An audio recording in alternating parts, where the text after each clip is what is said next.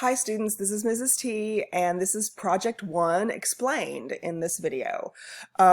You need to go back to the notes that we've taken since the beginning of class, and in particular find the day or days that we spent talking about 3 of the theoretical perspectives that are mentioned in Chapter 1.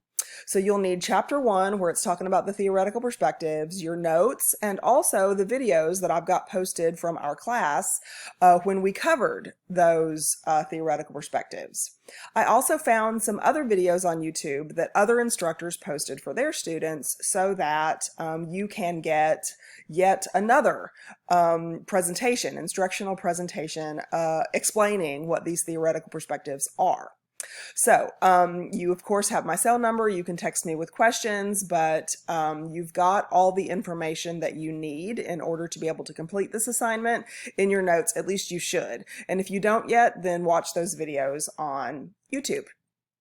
Okay, so in Project 1, you are going to write a letter to Granny. Now, I picked Granny as the person you're going to write a letter to because my elderly grandmother, who died a long time ago, she was very, very old and she died a long time ago, she was uneducated. She had to drop out of school in the 8th grade to take care of her younger siblings when her mother died.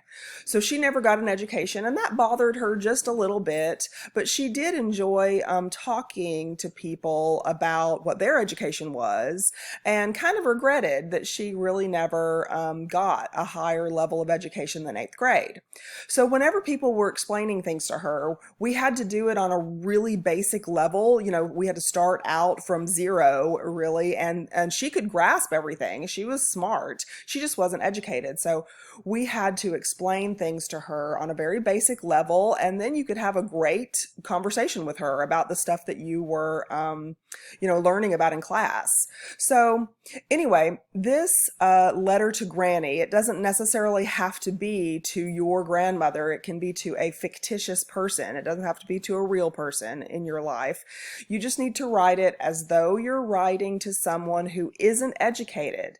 In other words, don't try to impress me with your vocabulary and, with your writing ability. What I'm looking for here is your ability to explain the concepts we've learned in class on a very basic level, with no frills, just, basic vocabulary, explaining new vocabulary. You're going to have to introduce, of course, new terms that dear old Granny has never heard before. And when you do, you're going to have to explain them to her in words she can understand. So if there's a definition in the book that you look up, or if you see some of my keywords that I give you for definitions in the notes that we take in class, and even those keywords are confusing, or some of the words in the definitions in the textbook are confusing to you, well then of course they're going to be confusing to Granny. So you're going to have to rewrite stuff in your own words in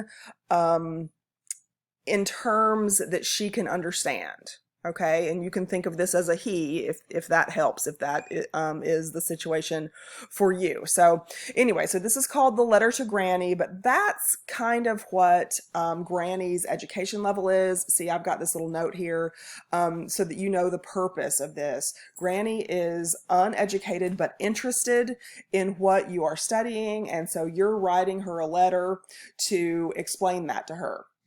Now, don't get fancy with the letter, just Dear Granny at the beginning, and then I'm going to look for the body of the letter. That's what I'm going to be grading. Just Dear Granny at the beginning, and love, put your name in there at the end. I'm not looking for some kind of business-like form letter that you can find if you do a search for that on Google. Just Dear Granny, here's what sociology is. It's fun. Of course, that's Mrs. Terrell's bias. Love, me. Right? Okay, and so here's what you tell Granny. Now you can put some personal stuff in there, like a little opening if you want to, and say, Granny, here's sociology class, we've been studying this, blah, blah, blah, and here's what it means. But this is the kind of stuff that I'm looking for. I'm looking for what is sociology in general. I'm looking for you to briefly explain all of the 3 theoretical perspectives that we talked about in class. Explain all of them, but then tell Grandma which one you like the best. Tell her why you like it the best. If you need to explain what some of the other ones are to make her better understand why your favorite one is your favorite one, then do that. But effectively communicate to her why your perspective that you chose as your favorite is your favorite, and then use that perspective to analyze one of these movies that I have listed down here. So, you know, choose a movie. I tried to choose movies that I thought would be a very easy thing for you to apply that perspective and apply an analysis, so you can show grandma, see, here's why this is my favorite perspective, and here's how I could use it, so that some of the movies that I want to watch in general in my regular life, some of the things that I'm interested in or maybe I have seen over time, now I don't just watch them for entertainment value, but I can use these perspectives to analyze things and get social messages from some of these movies that we're watching. So I have some movies here, like I said, that I think would be easy for you to find. Some of them might even be available on YouTube. Like I think The Village, I've got marked in the sociology folder in my YouTube playlist.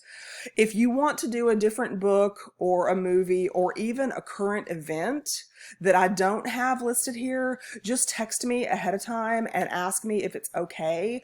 And I'll, record that approval for you so that I know what to expect in your paper. Otherwise, just have at one of these movies, rewatch it if you need to, watch it for the first time if you've never seen it, and let me know how you apply that perspective to the movie.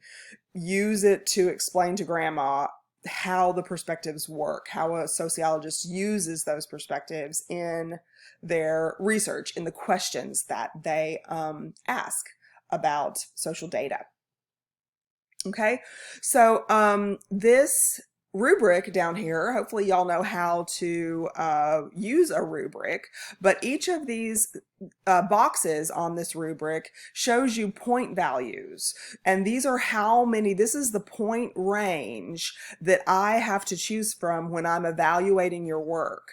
So if your work addresses all parts of the questions correctly, it provides correct definitions in your own words instead of just quoting stuff, your word count, look at all these things that I'm highlighting here, you discuss the movie thoroughly, you apply the theory correctly, and you properly cite sources if you do happen to quote anything. Of course, you do have to properly cite sources. You can do that after you say love me at the end. You can just put it in whatever format you know and you're most familiar with. So if you address all of these 6 things in this exceptional college level work box, then you will earn between a 45 and a 50 on this project. That's an A. That's great work. That's an A. If you do these 6 things in this box, you will earn somewhere between 40 points and 44 points. That's a B. That's really good college level work. B means above average. And so use this list here in each of these boxes as kind of like a checklist to go back after you've written your letter and you think you're through. Read it first. Read this box first. Read this box. Read this box. And then write your letter and try to make sure you include all of these things in your letter so you can earn an A on this project. After you've written it, go back and reread it to proofread it for mistakes. Now, I'm not going to count off for grammar or anything, but it does need to be understandable. If you have sentences in there that I don't understand what you're trying to say, then, you can't earn points for that. So make sure you go back and read your work and use this as a checklist to make sure that before you even turn in that sucker, you know exactly what kind of score you're going to get. And you're confident in your work. Okay, so anyway, I'm going to use this to evaluate work so everybody is treated equally and nobody has any kind of extra curve or something in their grade that's not supposed to be there. I use this as a guideline. Okay, so I hope I covered everything that you might have questions about. Please make sure you read this thoroughly. Watch this video over again if you think you missed something. Ask me questions through text. I might refer you back to this video if I've already answered the question in this video. And remember, if you want to do something not listed here, get approval ahead of time. okay, before you turn it in. So this granny, your sociology teacher, doesn't have any surprises, okay? So have a great holiday weekend and look in Blackboard for when this is due. It's going to be due sometime around the 12th of September. So look for that assignment due date in Blackboard. Bye.